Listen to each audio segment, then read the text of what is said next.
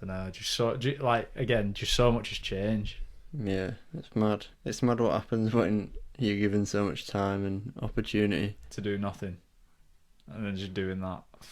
Mate, some people, you think that we probably had what 2-3 months of lockdown maybe? But what, the original one? Yeah, first ever one. Some people have been on it since then, like just not doing shit. Just doing fuck all, drinking every night. Some people who I know, they kind of laugh at that, like fucking this and that. Do you know what I mean?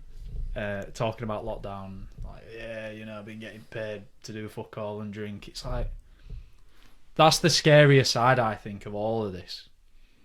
Obviously, there's the main health scare of it all. There's all the negative repercussions and externalities of people missing hospital treatment, all that, mental health.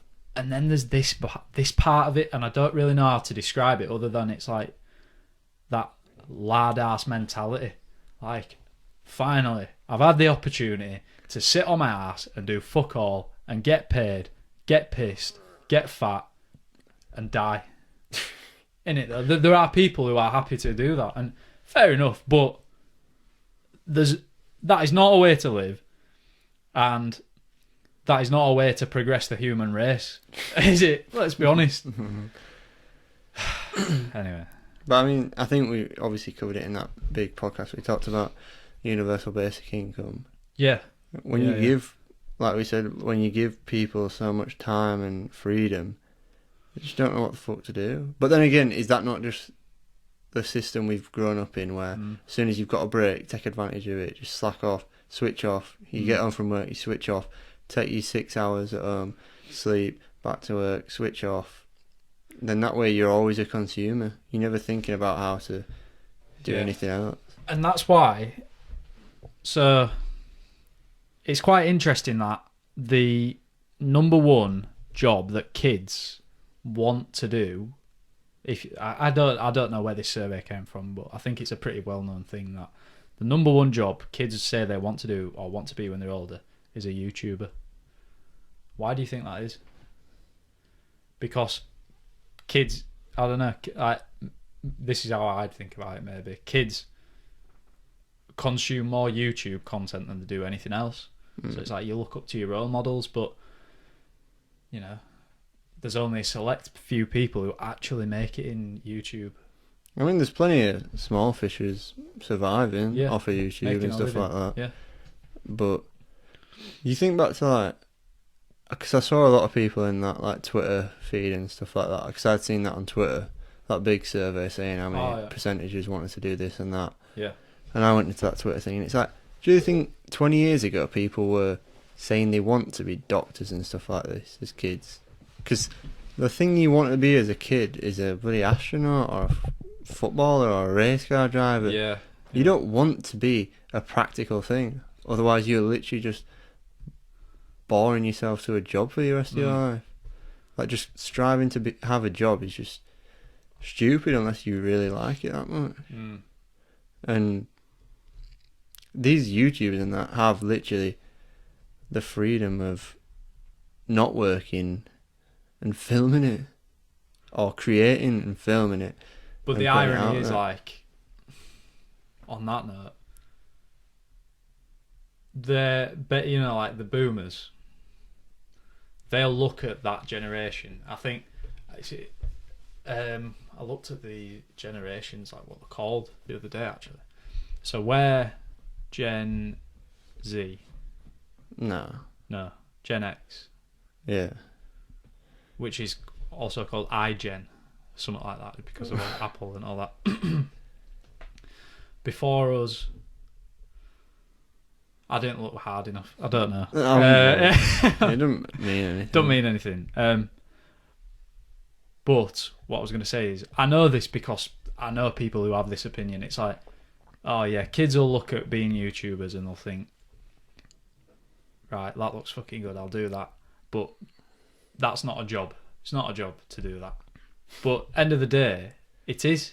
And I think the problem is kids might look at YouTube and think that's a good place to be, because it isn't work, because you're not actually working. The same way before, maybe the number one job that kids wanted to do when they're older was to be a footballer. They don't realise the amount of work you have to put in. That's the same throughout. No matter what job it has to be, there's only a select amount of people that will succeed. And we know full well, just from, you know, running this small channel that we've got at the moment, a hell of a lot of work goes into a small amount of things.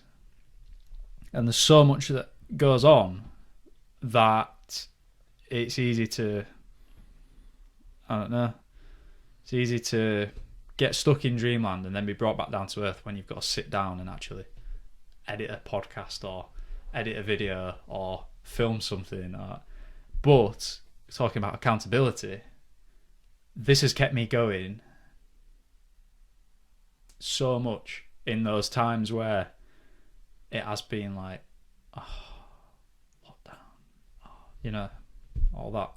I'm so grateful that we started this. Yeah. So, well, you've got to think a YouTuber isn't a YouTuber. A YouTuber is a director, a filmer, a writer, a social media marketer, fucking somebody who can produce merch. The spokesperson. Literally. All those things in one. And then you've got somebody on the other side who's either working on site all day, just doing the job, which is nothing wrong with that.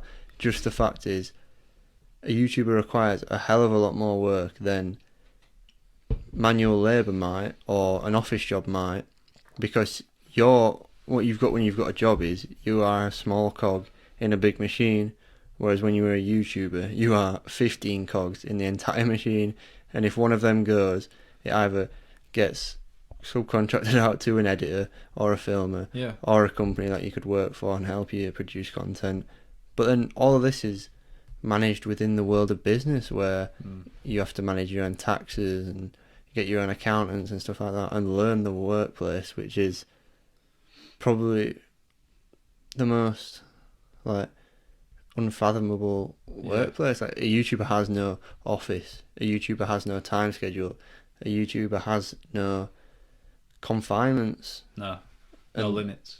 And when you've not got confinements, it's up to that person to find them boundaries, push the boundaries, and also that's why it's so hard for people to grasp. Because when you say you're a YouTuber, people just think film, upload, bang.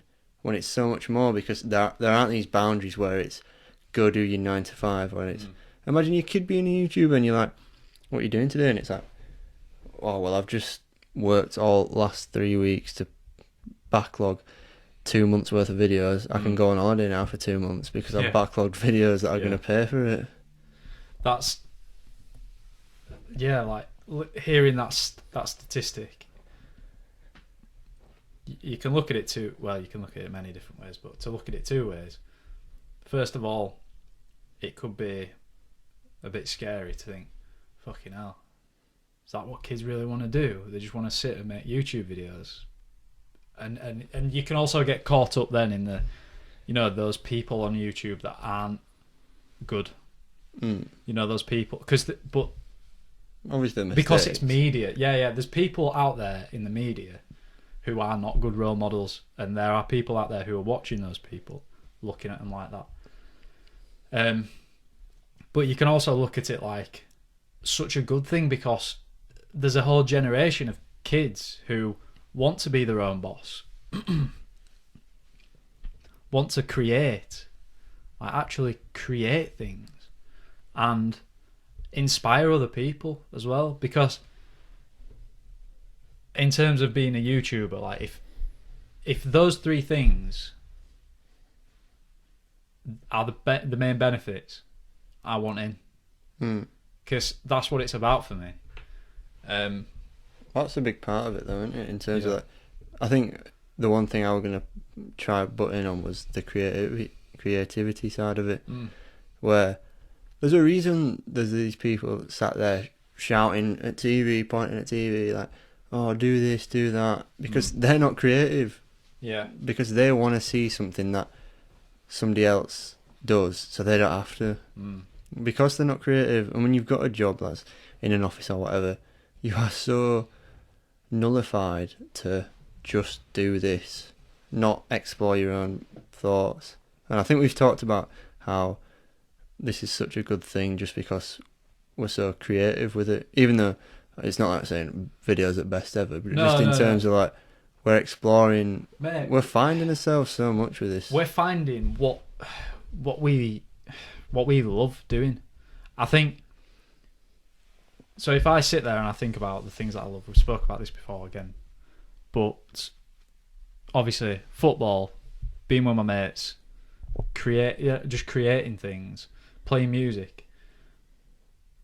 This just gives the freedom. It gives a blanket almost project to work on, and it's not just pursuing one thing, pursuing the other, because then you're limiting yourself to all these other things. If you go for the whole lot, like, why not? It's like I said to you the other day, that text that I sent you. What would you say to someone who wanted to be, I don't know, an actor, a musician, a footballer, podcaster, like YouTuber, whatever? You can be all those things. There are people who are all those things.